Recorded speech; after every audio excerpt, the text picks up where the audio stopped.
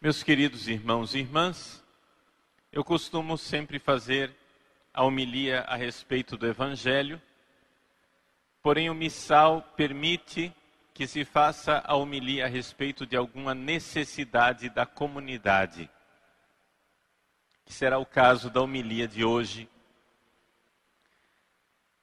Nós vivemos um tempo de graves e sérias mudanças no nosso país. Já no apagar das luzes do ano de 2009, o presidente da República assinou um decreto de um plano de desenvolvimento dos direitos humanos. O decreto é muito extenso, várias páginas. O português é jurídico, difícil de leitura. Mas o que o decreto faz é o seguinte: ele cria duas categorias de cidadão. Existem agora, a partir do decreto de Sua Excelência o Presidente, dois tipos de brasileiros. Aqueles que podem ser funcionários públicos e não são cristãos, e aqueles que são cristãos e são cidadãos de segunda categoria. Essa é a consequência desse decreto. O decreto quer colocar algemas nos cristãos e tornar o cristianismo nesse país praticamente ilegal. Porque, através desse decreto, nenhum funcionário público pode ser contra o aborto.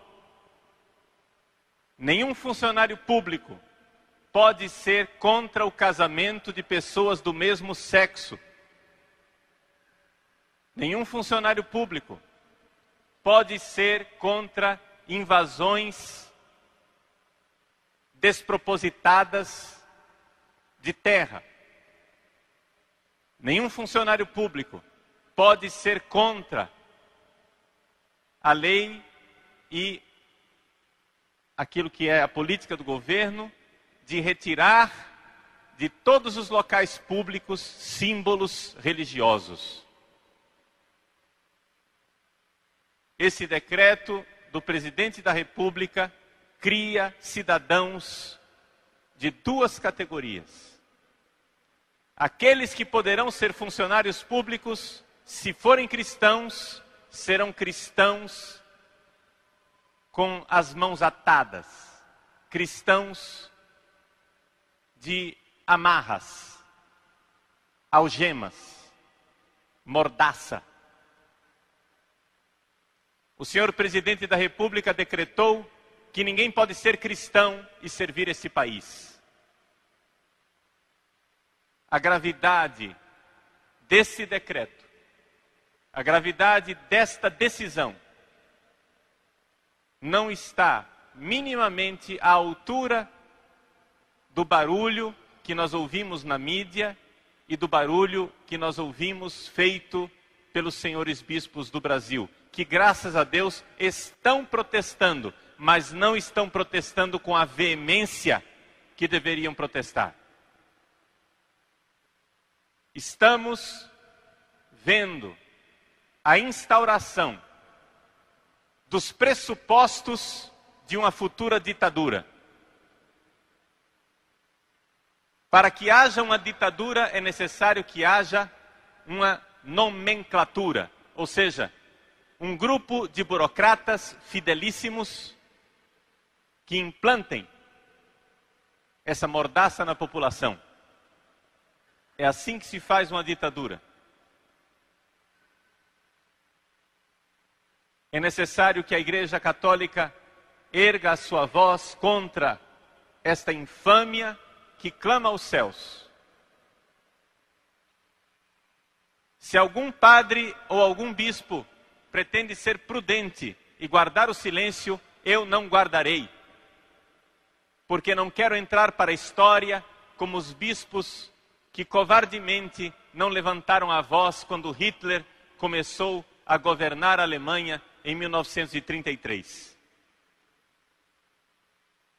Meus irmãos, Hitler foi eleito democraticamente e levou 6 anos para que ele finalmente fizesse um ato de guerra e invadisse a Polônia.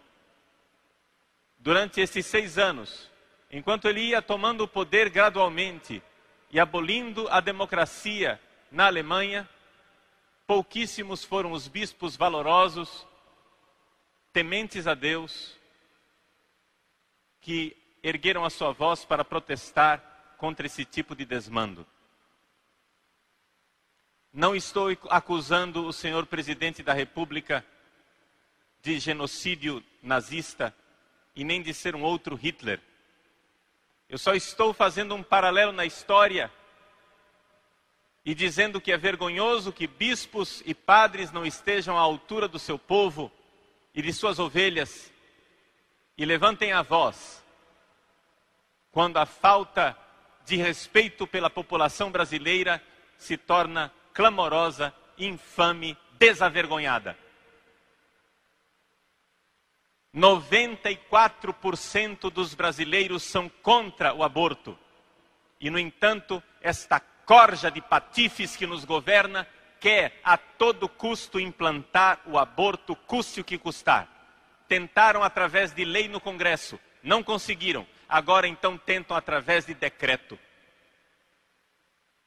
Para que, então, só haja funcionários do governo que se calem, amordaçados, e sejam punidos com atos administrativos aqueles que não seguirem a cafajestagem desta tirania que está abolindo com a democracia no Brasil.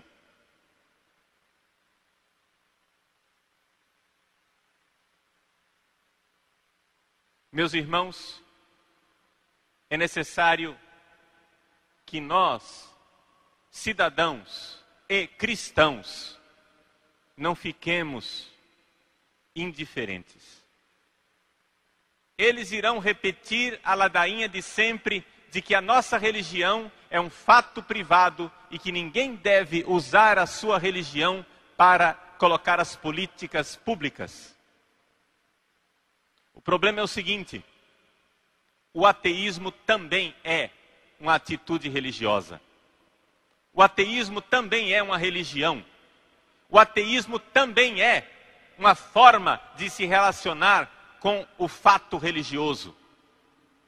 Uma minoria de ateus desavergonhados querem amordaçar a maioria dos cristãos deste país. Eles dizem que ficam ofendidos com a presença de crucifixos nos nossos tribunais. E eu digo que fico ofendido com a parede vazia no tribunal.